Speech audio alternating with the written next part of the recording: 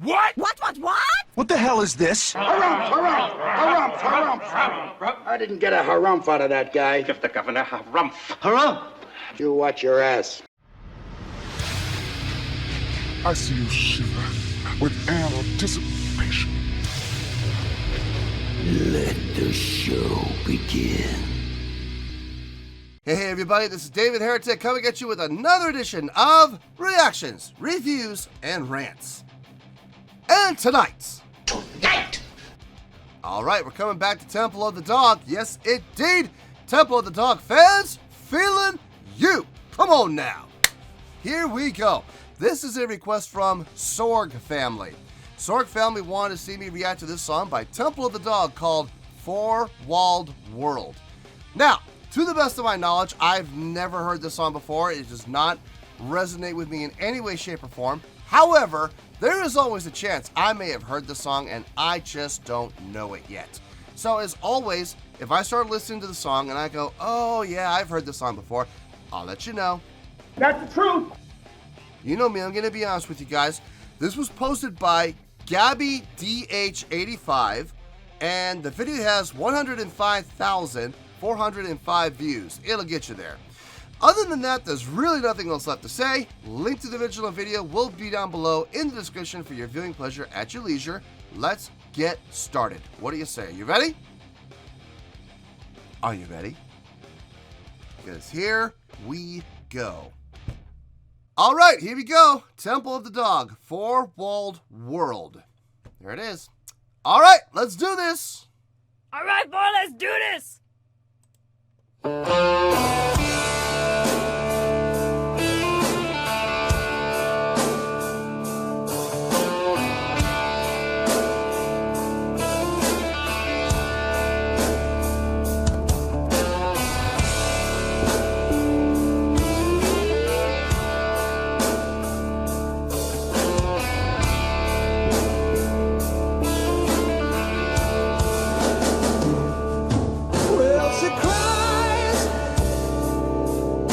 She cries all night to the sound of the freeway hum, and she swears she'll be gone when the sun hits the ground, and she ain't coming back to myself, to myself.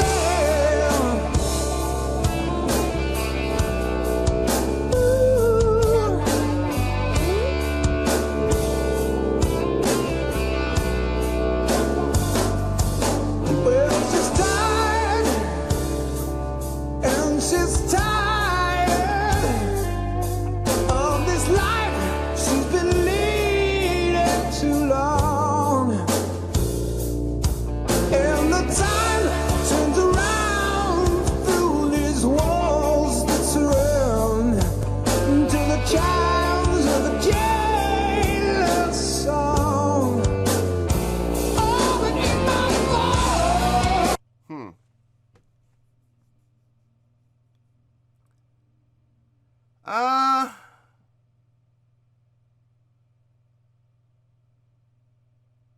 I don't know about this one. I'm getting that bluesy feel. It's not blues, but it's got that bluesy feel, that slow blues feel. I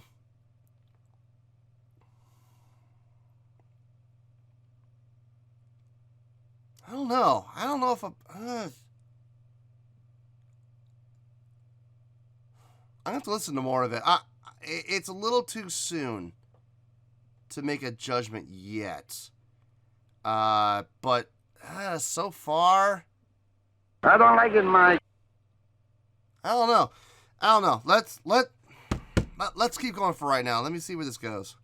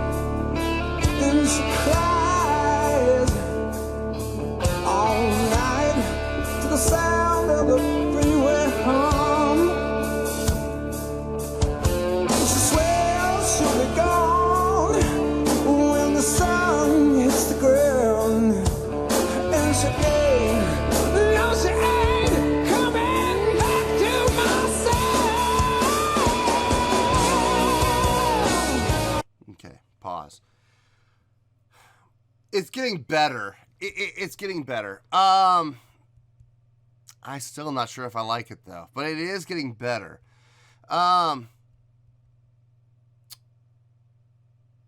In the verses, I mean, everybody's doing something right. I mean, everybody's adding. Let me just get this out of the way. Let me just put this across the board. Across the board, this is a Chris Cornell showcase. Okay, let's call the song what it is. The instrumentation is there. It's supporting what Chris is doing, but it is doing absolutely nothing to stand out on its own.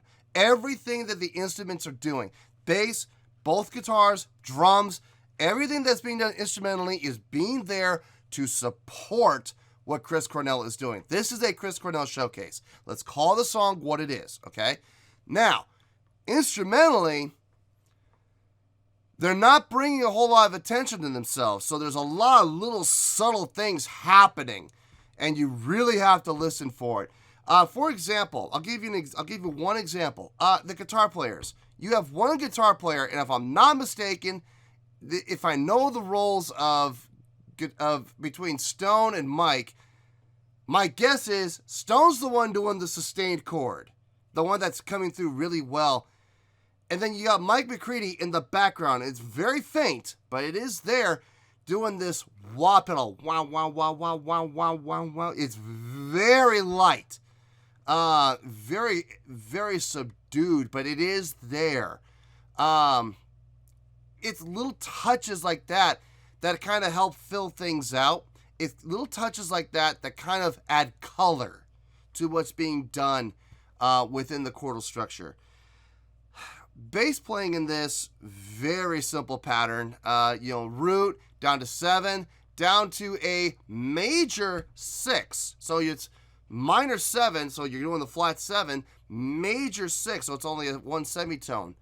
Down to the 4. So in this case, they're in D, right? So they're going D, down to C, down to B, which is the major 6, down to the G, but they don't go down to like the flat 3 like you would think most bass players would do. No, he goes right back up to the D again.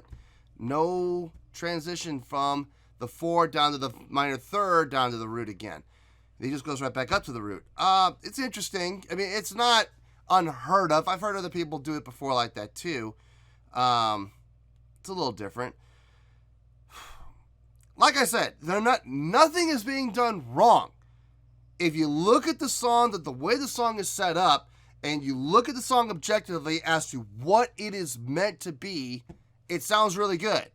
But if you look at the song from a standpoint of, like, you're looking for some impressive guitar work, or you're looking for some impressive bass work, you're going to be seriously disappointed in a song like this, because this is a Chris Cornell showcase, and he is doing a fine job. So, like I said, nothing's being done wrong. I just don't know if I'm liking it or not. I don't know. Well, we still got another 3 minutes. Let's see what happens.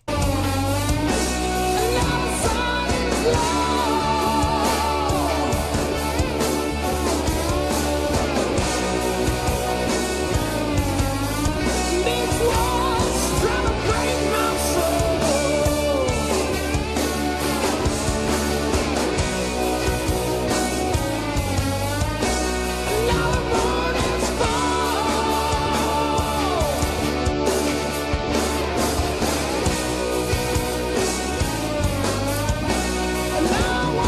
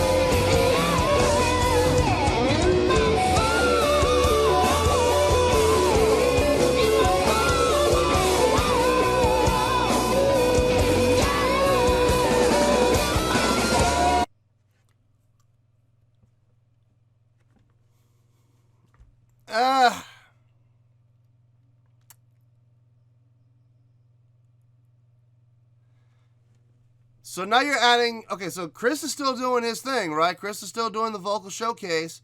But now, here comes one of the guitar players, more than likely Mike McCready, coming up with this solo, this wah-based solo.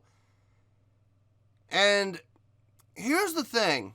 When you have songs like this, where you have the vocalist doing his thing, and you have a guitar solo doing his thing, it almost becomes a power struggle. What's going to get the attention of the listener more? Which way is the listener going to lean more towards? Is the listener going to lean more towards what the guitar player is doing? Or is the listener going to lean more toward what the vocalist is doing?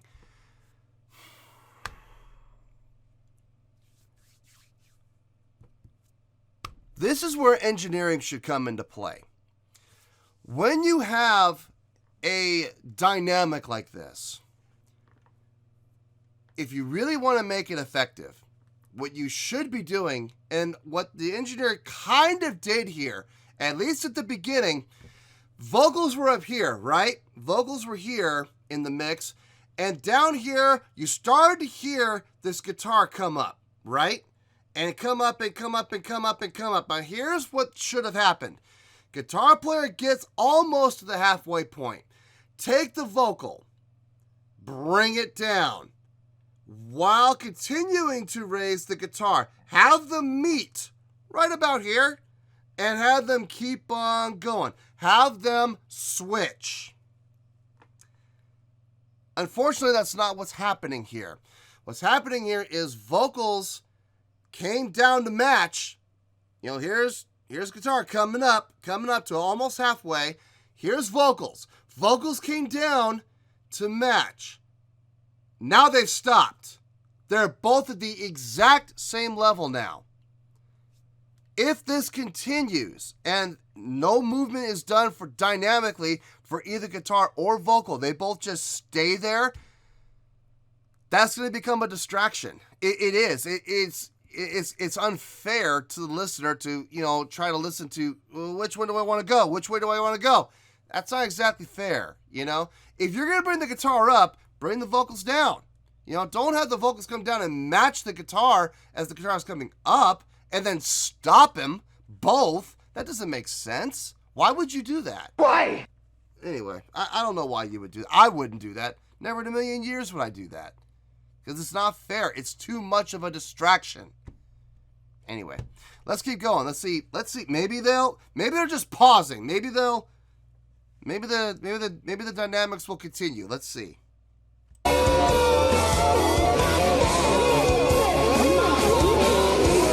Okay. All right, they are fading the vocals. Good. Oh, maybe not.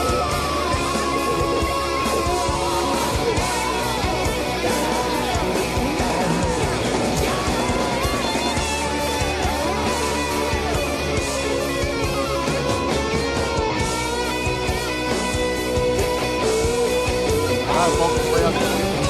No, maybe not.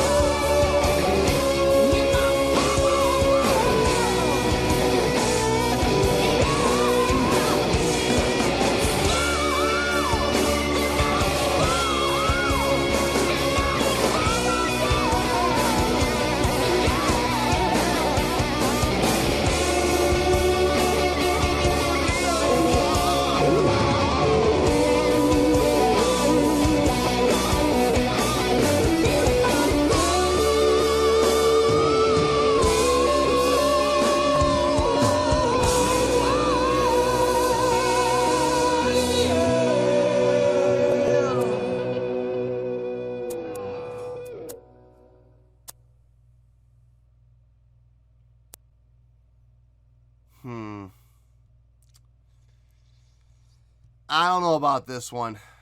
I'm going to have to think about this one. Yeah.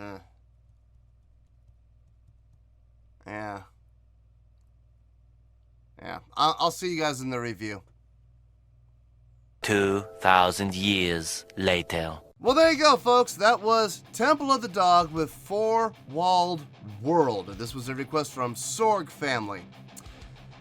Alright, well, I mean, I'm going to give the score, and I'm sure Temple of the Dog fans aren't going to be too thrilled with what I'm going to give it here, but, you know, it's the song listen, this is the score I feel the song deserves, okay? Now, everyone's got their right to their opinion, and that's great, that's wonderful. This is my opinion, okay? Alright, on a scale of 1 to 10, I am going to give that a 6.7.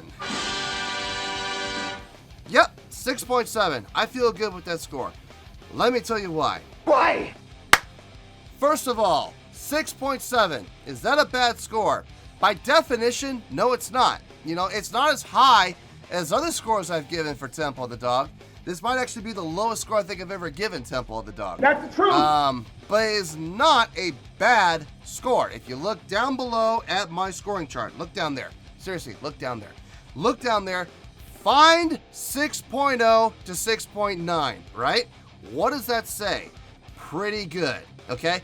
Not bad, not terrible, not even okay. It's still a pretty good song, okay? So this is not a bad score. So let's get that clear first and foremost. Now, secondly, why the 6.7? Why? A number of reasons. It had a nice, okay, first of all, the song's in 6/8, which I dig. I love that 6/8 feel. You know, 1, 2, 3, 4, 5, 6, ba, 2, ba, ba, ba. I like that. Really nicely done there. Good feel. The bass playing on this, very simple. Very simple. We're talking about following a very similar pattern with only 2 variations. You know, 1 down to 7, down to major 6, down to the 4. No resolution, right back up to 1 again. Now, the other pattern that you would do is you would go 1, down to the 7, down to the 4, up to the 4. Then you would go down again to the flat 6, down to the 4, and resolve back up to the 7 again. So that was kind of nice, having that little change up. Necessary? Yes. Because if he hadn't, and he had just played the exact same pattern the entire song, I probably would have wanted to put an electric drill into my ear rapidly over and over and over again, because that would have been absolutely mind-numbing. So I'm glad he did the variation there. Guitar, very subdued in this song for like the first 3 quarters. Wasn't a whole lot happening on the guitar end. I talked about how Stone was doing that. I think it was Stone. I'm pretty sure it was Stone, because Mike McCready is usually the guy doing the wah, right? So you had Stone playing this sustained chord up at the front, and in the background, you had Mike McCready doing this like wah thing, you know, wow, wow, wow, wow, wow, wow, wow, wow, wow, wow, wow, you know, varying speeds, but really in the back, like you had to really listen for him to hear it. That's nice. It helped add color, which was really cool. But ultimately, this entire song was a Chris Cornell showcase. Okay, this gave Chris Cornell a chance to really kind of show off vocally what he could do, and not so much from a range standpoint, but from a power standpoint and from a tonal standpoint with projection. I've heard him get higher. I've also heard him get lower. So this wasn't about range. This song was about power and projection, which, if that was the case, mission accomplished. Kudos. You did your job. My biggest gripe about the song came in the last part.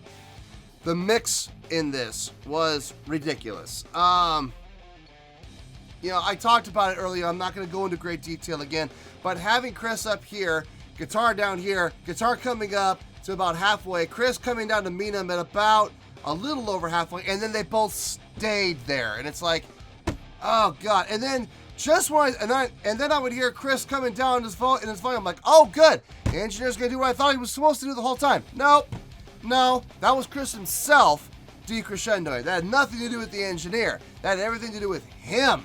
Everything had to do with Chris. You know, getting the projection out. You know, you know, bringing down himself dynamically. But then he came right back up again. And it was like, oh, never mind. And then, you know, I heard guitar start to lay out while Chris was doing his thing. I'm like, oh, good. They're going to lay out and let Chris do his thing. Nope. Guitar came right back in again. And it's like, oh my God, it's such a mess. It's just a hot mess. And it got to be a cacophonous at times. And it was just like, oh, jeez. And I started looking at the clock going, they should have ended this a while ago. But they didn't. So that definitely affected the score for sure. For sure. Not their best work. Let's be honest here, okay? This was not the best song that Temple of the Dog put out. Is it a bad song? No. Is it their best song? No. Let's be honest here, okay?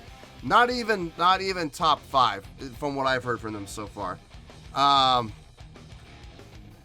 If I'm being completely honest, totally honest, I think this is the weakest song I've heard from Temple of the Dog so far. Now, I know there's other songs out there. I know for a fact there are, because there's a bunch of other songs from Temple of the Dog in the queue. That might change. There might be songs worse than this. I don't know. You know, but this is definitely the weakest of the songs I've heard so far. You know, and like I said, there's other songs to come. We'll see what happens. But as it stands right now, this song, not my cup of tea. I would not want to listen to this song again, if I'm being perfectly honest. So, but nonetheless, a 6.7, a pretty good score, okay? So, it's not terrible, it's not bad, it's not even okay. It was pretty good. What they did well, they did really well. What they didn't do well, they did pretty badly, you know, so there you go. It's kind of a wash at the end of the day. So, 6.7, final score, I have spoken. Well, that's going to do it for this edition of Reactions, Reviews, and Rants. Hopefully you'll enjoy the show. Hopefully I was able to entertain you. If I was able to put a smile on your face and brighten your day, I did my job, and I'm so glad I could do it.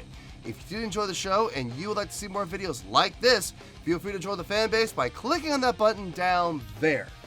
Yeah, you know the button I'm talking about. Click on that button, join the fan base, and become one of us. Now, for whatever reason, if you don't feel like clicking on that button, that's okay. I still respect you. Also, if you did enjoy the video, please feel free to give the video a thumbs up. It'll do me a world of good, and it will do you absolutely no harm whatsoever. Finally, if you guys do join the fan base, you will find a bell down there that you can click on. By clicking on that bell, it'll keep you up to date on everything happening with this channel, including when new content gets dropped. So, if you want to stay in the know, click on the bell, and you'll stay in the know. Well, that's going to do it for the night, folks. Until next time, this is David Heretic signing off, reminding you to stay fabulous and support each other. Later. Peace.